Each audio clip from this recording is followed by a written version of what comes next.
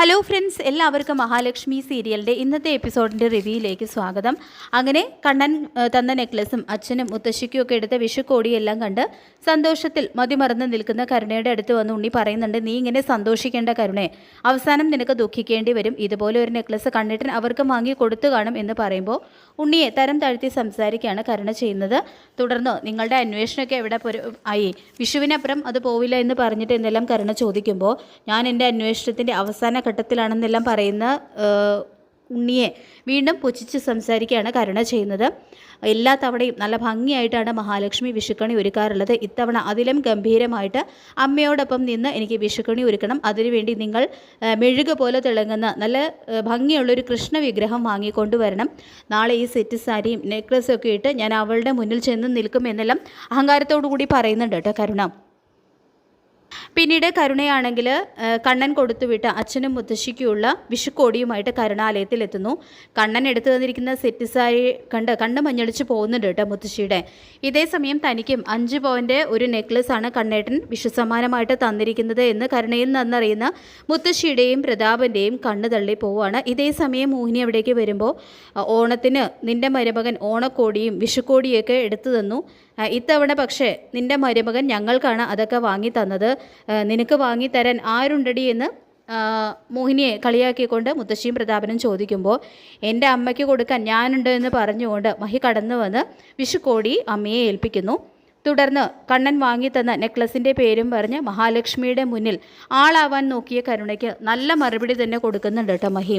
തുടർന്ന് കരുണ മഹിയെ വീണ്ടും കുത്തി നോവിക്കുന്ന രീതിയിൽ സംസാരിക്കുമ്പോൾ ഇതിനൊന്നും ഞാൻ മറുപടി പറയുന്നില്ല എന്നും തുടർന്ന് മന്ത്രവാദം നടത്തിയതിന് ശേഷം പിന്നെ ആത്മാവിൻ്റെ ശല്യം ഉണ്ടായോ എന്ന് മഹി ചോദിക്കുമ്പോൾ അത് കേട്ട് ഒന്ന് ഞെട്ടുന്നുണ്ട് പ്രതാപനും മുത്തശ്ശിയും. തുടർന്ന് നീയല്ലേ ആ മാർക്കോയെ പറഞ്ഞുവിട്ട് കർമ്മങ്ങളെല്ലാം മുടക്കിയതെന്ന് കരുണ പറയുമ്പോൾ കർമ്മം നടത്തി കണ്ണേട്ടൻ്റെ അച്ഛനെ ഈ ഭൂമിയിൽ നിന്നും പറഞ്ഞു വിടാമെന്ന് നിങ്ങൾ ആരും കരുതണ്ട.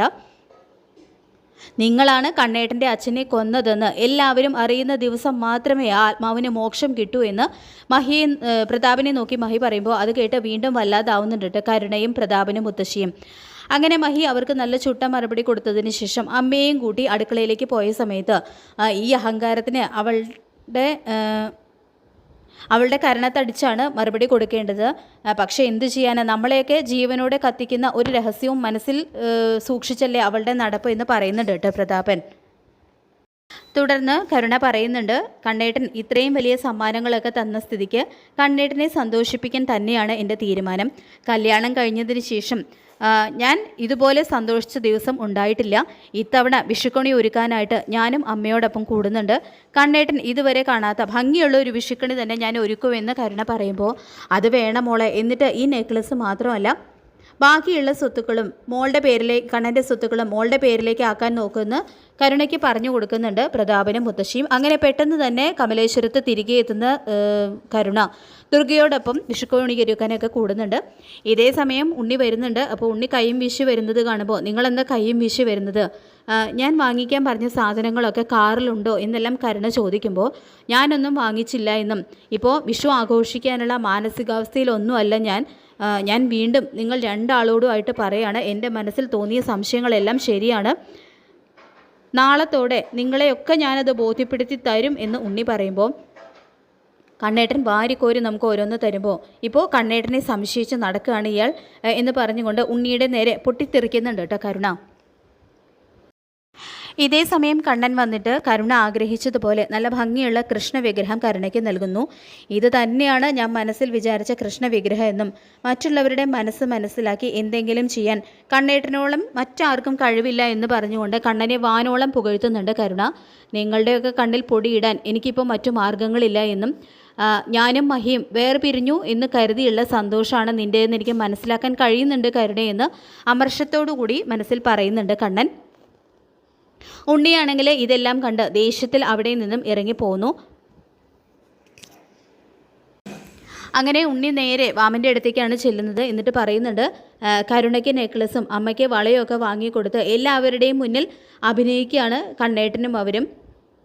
കരുണയുടെ അച്ഛനും മുത്തശ്ശിക്കുമൊക്കെ വിഷു ഡ്രസ്സ് വാങ്ങിയിട്ടുണ്ട്, പക്ഷേ അമ്മയ്ക്ക് മാത്രം ഒന്നും വാങ്ങിയില്ല. അത് മനഃപൂർവ്വമാണെന്നെല്ലാം ഉണ്ണി പറയുമ്പോൾ കൊടും ചതിയാണല്ലോ എന്ന് വാമൻ പറയുമ്പോൾ ഈ ചതി നാളെ എന്നൊരു ദിവസം കടന്നു പോവില്ല എന്ന് ഉണ്ണി പറയുമ്പോൾ കണ്ണനും മഹിയും സന്തോഷത്തോടെ ഒരുമിച്ച് ജീവിക്കാൻ പാടില്ല എന്ന് വാമൻ വീണ്ടും പറയുന്നതും അതിന് വേണ്ടതൊക്കെ ഞാൻ ചെയ്തിട്ടുണ്ട് അമ്മാവ. നമ്മളൊക്കെ മണ്ടന്മാരാണെന്നാണ് അവർ ധരിച്ചു വരിച്ചിരിക്കുന്നത്. ഒരു കണക്കിന് എന്നെ ജോലിയിൽ നിന്നും പിരിച്ചുവിട്ടത് നന്നായി. ഇല്ലായിരുന്നെങ്കിൽ നമ്മളൊന്നും അറിയില്ലായിരുന്നല്ലോ എന്നും പറയുന്നുണ്ട് കേട്ടോ ഉണ്ണി. പക്ഷേ ഇവിടെയാണ് വാമൻ്റെയും ഉണ്ണിയുടെയൊക്കെ കണക്കുകൂട്ടലുകൾ തെറ്റുന്നത്. അതായത് കണ്ണൻ ഉണ്ണിയുടെ സകല നീക്കങ്ങളും അറിയുന്നുണ്ടായിരുന്നു. ഏതായാലും വിഷു ദിവസം കണ്ണൻ മഹാലക്ഷ്മിയെ കാണാനായിട്ട് അനന്തുവിൻ്റെയും ലേഖയുടെയും വീട്ടിലേക്ക് പോകും. അവിടെ വെച്ച് അവരെല്ലാവരും ഒരുമിച്ച് നിൽക്കുന്നതും വിഷു ആഘോഷിക്കുന്നതിൻ്റെയൊക്കെ ഫോട്ടോസ് എടുത്ത് എല്ലാവരെയും കാണിച്ച് തെളിവ് സഹിതം ബോധ്യപ്പെടുത്താം എന്നൊക്കെ ഒരു പദ്ധതിയാണ് ഉണ്ണി തയ്യാറാക്കി വെച്ചിരിക്കുന്നത്. പക്ഷേ മാർക്കോയും സാഗറും അനന്തുവും എല്ലാം കണ്ണൻ പറഞ്ഞത് പ്രകാരം അതെല്ലാം പൊളിച്ചെടുക്കുന്നുണ്ട്. അങ്ങനെ നടക്കാൻ കഴിയുമെന്നുള്ള കാര്യവും മഹാലക്ഷ്മിയും കണ്ണനും തമ്മിൽ വേർപിരിഞ്ഞിട്ടില്ല.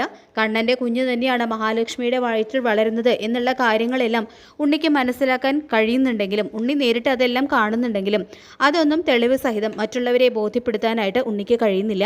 അതോടുകൂടി കണ്ണനെ സംശയിച്ച് പുറകെ നടന്ന് ഉണ്ണിക്ക് സമനില തെറ്റിപ്പോയി എന്നാണ് എല്ലാവരും കരുതുന്നത്.